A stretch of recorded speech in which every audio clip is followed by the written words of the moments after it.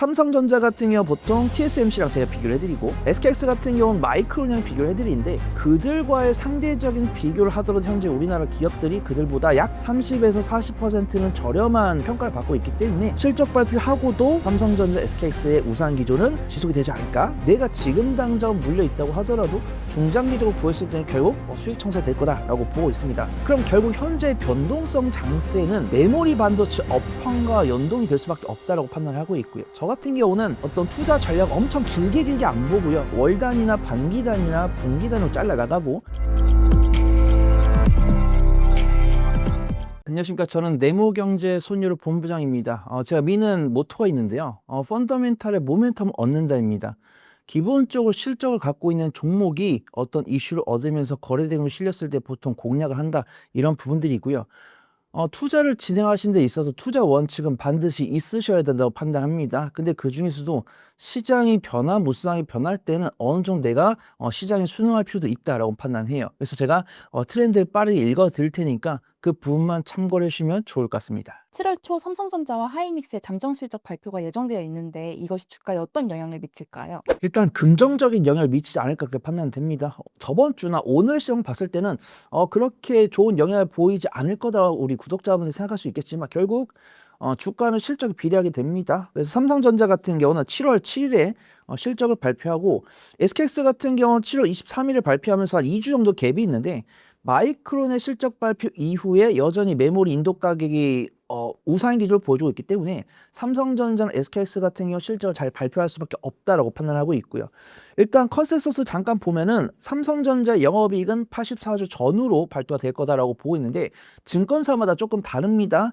일단은 뭐 91조나 93조 부른 증권사도 있고 최근에 노조분들께서 열심히 걸기 행동하고 계시는데 그런 분들께 드린 성과급을 포함을 하더라도 100조 이상의 영업이익이 나올 거다, 이런 평가를 받고 있고, 그 다음에 SKX 같은 경우도 63조 2천억 원, 그 다음에 조금 많이 부르는 증권사 같은 경우는 70조 이상을 부르더라고요. 현재 SKX 같은 경우는 메모리만으로 이익률 71% 나온 상황이고, 그 다음에 마이크론 같은 경우 81% 나왔다라고 말씀드렸고, 삼성전자 같은 경우도 51% 정도 나왔다라고 이야기를 하더라고요. 근데 최근에 HBM보다 D램 메모리 가격의 상승폭이 더 높기 때문에 HBM보다 D램 메모리 가격 수출 비중이 높은 삼성전자 SKX는 마이크론만큼 실적이 잘 나올 수 있다라고 판단하고 있고, 지금 마이크론이 실적 발표하고 나서 12개월 선행포가 11 정도 나옵니다. 근데 지금 SKS 같은 경우는 6점대 중후반, 그 다음 삼성전자 같은 경우는 5점대 중후반이 나오고 있고, 뭐 TSMC 같은 경우는 뭐 30대 초반, 그 다음에 엔비디아 같은 경우 20대 후반이 나와가지고 제가 방송을 보다 보니까 삼성전자랑 SKS를 엔비디아랑 비교하시는 분들 계시더라고요. 그래서 만약에 비교가 된다라고 하면 사실 삼성전자, SKS는 현재가로부터 주가가 4배 더 가도 할 말이 없는 상황인데 저는 업종이 조금 안 겹치기 때문에 그렇게 말씀드릴 수 없다고 판단되고 있고요. 삼성전자 같은 경우 보통 TSMC랑 제가 비교를 해드리고 SKX 같은 경우는 마이크론이랑 비교를 해드리는데 그들과의 상대적인 비교를 하더라도 현재 우리나라 기업들이 그들보다 약 30에서 40%는 저렴한 그런 평가를 받고 있기 때문에 실적 발표하고도 삼성전자, SKX의 우상 기조는 지속이 되지 않을까 개인적으로 보고 있습니다. 최근 코스피가 지난 한 주 동안은 약 10% 가까이 급락했다가 이틀만 5% 이상 반등하는 등 변동성이 매우 커졌는데 이러한 변동성의 가장 큰 원인은 무엇이라고 보시나요? 네, 일단 제가 변동성의 주요 원인을 2가지 정도 갖고 왔고요. 오늘 시장 바라보시는 분 계시겠지만 코스닥이 또 매수 사이드가 걸렸었죠. 이게 우리 개인투자분들께는 도움이 될 수도 있고 독이 될 수 있다고 판단됩니다. 근데 우리 구독자분들께 득이 됐으면 좋겠다라고 판단하고 있고요. 첫 번째로는 우리가 집중하고 있는 기업들의 실적 퍼포먼스가 나와서가 아닌가 그렇게 판단됩니다. 옛말에 그런 말이 있죠. 주가는 실적에 비례한다. 근데 우리가 지금 집중하고 있는 뭐 글로벌 빅테크 기업들, 알파벳이나 뭐 마이크로소프트나 아니면 아마존 이런 기업들이 호실적을 발표하고 있습니다. 우리가 전년 동기 대비해서 30% 이상의 실적을 개선시키는 것을 굉장히 좀 잘하고 있다라고 판단하고 있고요. 그 이상으로 우리 이제 반도체 메이커 기업들 실적 발표하고 있죠. 현재 삼성전자, SKS가 잠정 실적 발표를 앞두고 있는데 이미 마이크론 실적 발표했고요. 전년 동기 대비해서 매출액이 거의 4.5배. 그다음에 영업이익 같은 경우도 거의 뭐 100% 넘게 상승하는 모습들. 그다음 이익률 같은 경우도 우리가 보통 제조업이라고 했을 때 이익률이 보통 15% 넘는 경우를 본 적이 없습니다. 100만 원 팔아가지고 15만 원 남는다는 얘기인데 마이크론 같은 경우도 뭐 매출 총익률이 뭐 84%, 그다음에 영업이익률도 81%이기 때문에 내가 굳이 원가 들여서 만든 것보다 그 이상으로 팔린다는 그런 얘기입니다. 그러면서 전년 동기에 비해서 실적이 100% 이상 상승했으면은 주가도 결국 100% 이상 상승을 한다고 생각해요. 근데 그 상황에서 시장에 나와 있는 유동성이 워낙 많다 보니까 그 변동성이 비례하는 것이 아닌가 그렇게 판단하고 있고요. 두 번째로는 상품이 또 나오고 있죠. 삼성전자랑 SKX를 중심으로 한 뭐 단일 종목 두 배 레버리지 ETF랑 그다음에 뭐 국민 참여 성장 펀드, 그다음에 조금 잊혀졌죠.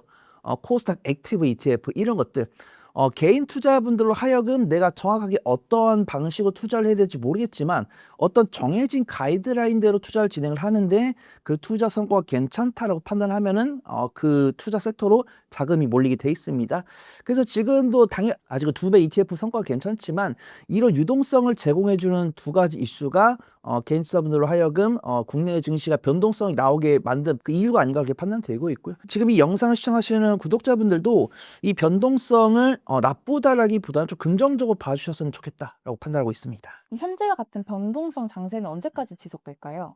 일단 우리 PD님과 우리 구독자분들의 마음은 이 변동성이 쭉 지속이 됐으면 좋겠어요. 이제 저도 주변에 많은 개인 투자분들 계시지만 손해를 봤다라는 분들보다는 재밌다라고 하시는 분들 많이 계시더라고요. 당연 수익 보신 분들은 재밌으실 거고 손실 보신 분들은 재미가 없으실 텐데 다행히도 이 기초 상품들이 삼성전자, SKX의 펀더멘탈 그대로 따라가다 보니까 내가 지금 당장 물려 있다고 하더라도 중장기적으로 보였을 때는 결국 수익 청산될 거다라고 보고 있습니다. 그럼 결국 현재 변동성 장세는 메모리 반도체 업황과 연동이 될 수밖에 없다라고 판단하고 있고요. 저 같은 경우는 어떤 투자 전략 엄청 길게 안 보고요. 뭐 월 단위나 반기 단위나 분기 단위로 잘라 나가고 그만큼 저는 기술적 분석이랑 투자분들 수급 동향을 굉장히 좀 유심히 보고 있는데 저는 이번에 엔비디아가 전분기 대비해서 실적 발표를 잘 못했을 때 이제 좀 상승폭이 둔화됐을 때 그 다음에 더더욱더 투자분들 관심을 많이 사면 이 종목들이 실제 실적 발표가 나오기 전에 괜히 쓸데없는 것들을 이슈로 삼아가지고 차익실현 구실로 삼습니다. 근데 이러한 영향이 안 보였으면은 저는 이러한 장세가 당분간 끝날 가능성이 없어 보인다 이렇게 말씀을 드리겠지만 영악해졌어요. 투자분들이 어떤 우리가 실적 발표하고 뭐 실적이 잘 나올 것 같은데 얼마나 더 잘 나올 것인가 요거에 대한 관심을 갖는 순간 우리가 막연하게 실적 발표를 목표로 강홀딩 하기에는 큰 코 다칠 수 있다. 근데 지금 당장은 글로벌 빅테크 기업들과 지금 메모리 메이커 기업들 간의 롱텀 계약이 나오는 것이 조금 맹점이지만 여전히 마이크론 실적 발표하고 가이드라인도 훌륭하게 발표하고 있고 메모리 이제 가격대의 평균 인도 가격도 아직 꺾이지 않았기 때문에 당분간은 지속이 될 거다라고 보고 있고요. 일단 저는 공격적으로는 일단 올해 3분기까지 보고 최종 결정이 될 건데 일단 3분기까지는 꺾이지 않을 거다라고 보고 있습니다. 근데 우리 구독자분들께서는 지금 6월 달인데 뭐 제가 뭐 9월 달에도 볼 수 있을지 뭐 11월 달에 볼 수 있을지 모르겠지만 저는 꾸준히 보고 싶은데 저는 일단 이 자리에서는 고점이 언제가 될 거냐라고 질문 주신다고 한다면 전 정말 공격적으로 봤을 때는 갑자기 오늘 제가 집에 갔더니 뭐 MS랑 아마존이 우리 더 이상 투자 못하겠습니다. 데이터셋 투자 못하겠습니다. 이러면 이제 바로 끝나버리거든요. 근데 그런 상황이 펼쳐지기 전까지는 일단 공격적으로는 9월 달이나 그 다음에 정말 보수적으로 그들의 저는 늘 보거든요. 빅테크 기업들이 실적 발표하고 그들이 투자 발표하고 이게 약간 10분의 1을 커버 못할 때는 이들은 약간 좀 부담스러워하는 게 맞는데 아직은 힘들다고 말 안 한단 말이죠. 그럼 그런 부분들 감안했을 때는 6월 달과 9월 달 그다음에 제가 이런 가이드라인 공부도 안 하고 뭐 아마존이 이제 알파벳이 이런 공부도 안 하고 그냥 마이크로 실적 잘 나왔대 이런 부분만 감안했을 때는 12월 그래서 가장 공격적으로는 9월 그 다음에 중장기적으로 12월까지 이 변동성 장세가 지속될 건데 제가 매일매일 시장 보다가 어떤 특이 동향이 확인됐을 때는 제가 또 옹달책박이 나와가지고 말씀을 드릴 거니까 지금 당장은 그 정도로만 보시면 좋을 것 같습니다. 7월 국내 증시에 영향을 줄 주요 이벤트나 리스크가 있는지 궁금합니다. 우선 실적 발표 같은 경우는 뭐 삼성전자, SKX 정도 실적을 들 수 있고요. 지금도 이제 미국과 이란에 대한 뉴스 헤드라인 나올 때마다 유가가 움직입니다. 저는 보통 유가 선물도 보지만 뉴스 먼저 보거든요. 그래서 보통 오늘 미국과 이란이란 뉴스가 헤드라인에 떴길래 딱 보니까 미국과 이란이 종전에 대해서 긍정적인 뉴스가 나왔더라고요. 근데 잘 보면 오늘 WTI 원유 선물 지수가 아침 7시에 잠깐 반등한 것을 확인할 수 있습니다. 그러면 많은 분들께서 이렇게 보는 거죠. 지금 트럼프 대통령의 성격과 이란 지도부의 성격을 봤을 때 뭔가 미국과 이란이라는 키워드로 뉴스가 나왔을 때 혹시 안 좋은 뉴스가 나온 것이 아닌가? 이렇게 좀 생각할 수 있는 거예요. 그다음에 또 레바논 공격이 또 있었습니다. 주말간에. 그래가지고 미국과 이란 간의 종전이라는 뉴스가 나왔음에도 불구하고 그분들의 성정을 고렸을 때는 우리 투자자분들 뒤통수를 칠 수도 있다라는 생각을 하고 있고요. 그다음에 주요 국가들 기준금리 변경 동향인데 일단 일본이랑 유럽 같은 경우는 기준금리를 인상했고 우리나라 같은 경우는 동결했습니다. 그다음에 이제 앞으로 또 다가올 뉴스에 FOMC 같은 경우는 7월 말에 있고 그다음에 일본과 유럽이랑 우리나라 같은 경우도 꾸준하게 회의를 열 겁니다. 근데 일본과 유럽 같은 경우는 기준금리 한번 올렸기 때문에 동결할 거다 이런 뷰가 있고 우리나라 같은 경우는 동결했기 때문에 이번에 인상하지 않을까 이런 뷰가 있습니다. 근데 개인적으로 우리나라 기준금리를 인상시키는 것은 딱히 주식시장에 큰 영향 없을 거다라고 보고 있고요. 저는 유럽이랑 일본이랑 미국은 좀 유심히 봐야 된다라고 판단합니다. 근데 지금 미국 같은 경우는 점도표 같은 경우는 올해 쭉 금리 동결이나 1회 인상 정도 점도표가 나왔어요. 물론 이제 다음 주에 이제 회의록도 나와 봐야 되고 그다음 7월 28일 FOMC 해가지고 또 구체적인 변화가 있겠지만 현재까지 우리가 확인할 수 있는 걸로는 근데 이제 글로벌 IB의 또 뷰가 다르죠. 총 3군데가 있는데 뱅크 오브 아메리카랑 도이체뱅크 같은 경우는 꽤나 좀 공격적이고요. 그 다음에 UBS 같은 경우는 1회 인하를 하면서 사실은 우리가 이런 리스크를 알면서 겁먹을 필요는 없다. 근데 일단은 보수로 봤을 때는 정말 긍정적으로 봤을 때는 올해 기준금리 동결 혹은 인하 이거는 긍정적인 뷰. 그 다음 제가 보수로 보이는 거는 올해 쭉 동결. 그 다음에 정말 우리가 생각하기 싫은 거는 기준금리 1회 이상 인상 요 정도 좀 시나리오를 들 수가 있는데 또 이번 달에 또 CPI랑 PC 다시 발표가 될 건데 일단 유가가 70달러 아래로 내려왔기 때문에 코어 CPI나 PC 이런 것들은 큰 문제가 없을 거다라고 보고 있습니다. 물론 변수는 있을 수 있을 것 같아요. 근데 지금 나와 있는 시장의 경제 지표랑 일정을 봤을 때는 시장이 크게 악재로 작용할 뉴스도 없어 보이니까 지금 고수하고 있는 투자 전략 유지하셔도 무방할 것 같다. 그 좀 말씀을 드리도록 하겠습니다. 본부장님께서는 하반기 코스피 전망을 어떻게 보고 계신지 궁금합니다. 저 같은 경우는 코스피 올해 하반기 한 12,000포인트는 갈 거다라고 보고 있고 이거는 제가 예상하고 있는 매크로 변수가 하나도 없이 삼성전자, SK하이닉스가 우리가 기대하고 있는 실적을 다 보여줬을 때입니다.